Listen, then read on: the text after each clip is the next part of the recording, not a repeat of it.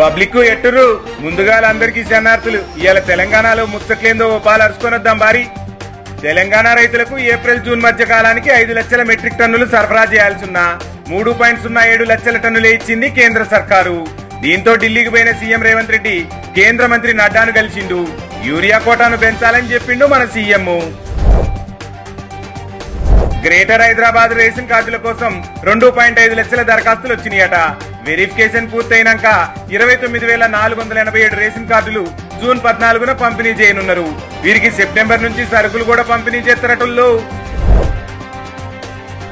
ఇక రాష్ట్రంలో ఖాళీగా ఉన్న 85 జూనియర్ కాలేజీల ప్రిన్సిపల్ పోస్టుల్లో త్వరలోనే భర్తీ చేయనుంది సర్కారు.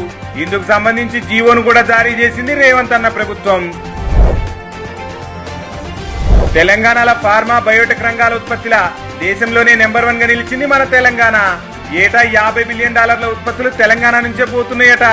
రానున్న కాలంలో మరో 10 ఫార్మా విలేజ్లు ఏర్పాటు చేస్తుర్రు. దీంతో దాదాపు 5 లక్షల మందికి కొలువులు దొరకనున్నాయి.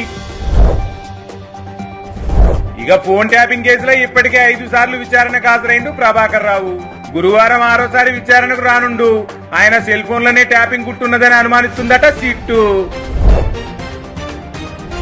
రేవంత్ రెడ్డి సర్కార్ వచ్చినాక 18 సార్లు కేబినెట్ భేటీ జరిగింది.